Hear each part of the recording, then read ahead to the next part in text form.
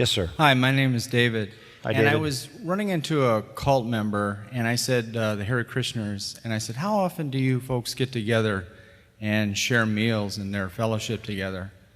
And they said basically almost every day with meals.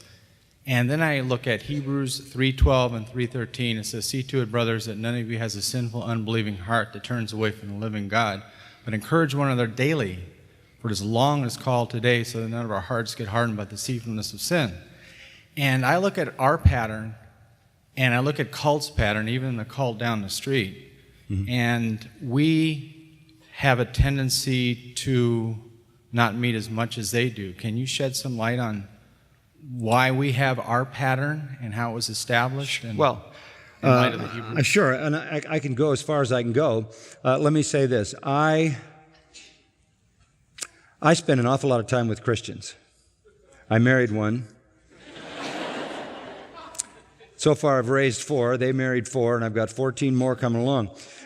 My whole life is surrounded by the people of God. Every day of my life, wherever I go, I'm in fellowship. It is a very rare day in my life, even if I go away somewhere in the world or somewhere in the country, that I'm not in fellowship with God's people.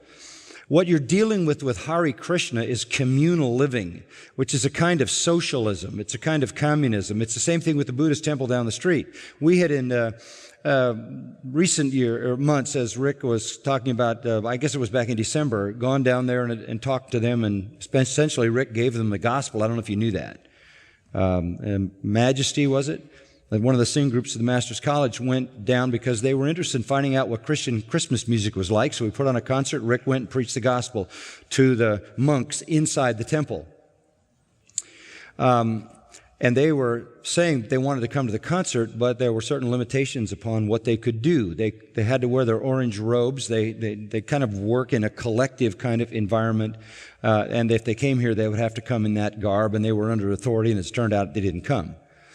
But that's a very different thing. It's a very circumscribed, communal, socialistic living where people who, it's like Buddhist priests and these people, they give up all their freedoms, they give up all their ownership, they step into that kind of communal environment.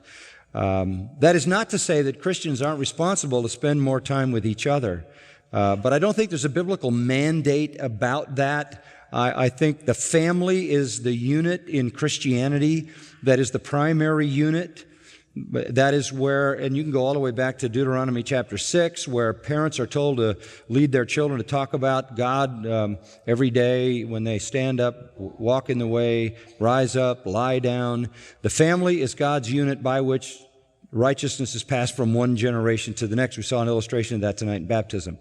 So we are not a communal society. In the book of Acts, early in the book of Acts, that was not communism. It wasn't everybody selling everything they possessed and taking the money and pooling it and doling it out equally to everybody, such as in a communist or socialist structure.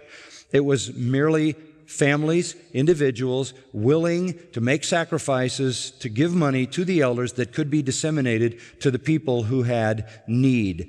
That was all discretionary. In fact, in Ananias and Sapphira's case, where they sold a piece of land, it wasn't that they didn't give it all to the Lord. It was that they said they gave it all to the Lord, and they lied. And you remember Peter said to them, you didn't have to sell it, and you didn't have to give it all. But the Lord's not going to tolerate your lie. So there's no biblical justification for communal living, for any kind of socialism, any kind of communism. That's a lot of answers to the question, but I appreciate it, David. But I am saying this, where believers know someone has a need, they need to open their hearts and open their homes and embrace those people and meet their needs, right? How can you say that you love God if you see your brother in need and close up your compassion to him? Okay? And you know what? One of the reasons we have a Sunday night service is because we want to be together more than just on a Sunday morning. Most churches don't even have that. And during the week, I would be interested to know how many of you people sitting here tonight meet at least one other time other than on Sunday with other believers during a given week. Put your hands up. There we go. There we go. Grab one of those hands and they'll take you to their next meeting. Do you think food would facilitate fellowship a little better, like rolls or something? Yeah, David, let me put it this way. There is no fellowship without food. It never happens. I don't know how coffee got into the kingdom of God, but it's certainly there. As we know, when we have to spray wash the church patio every Monday.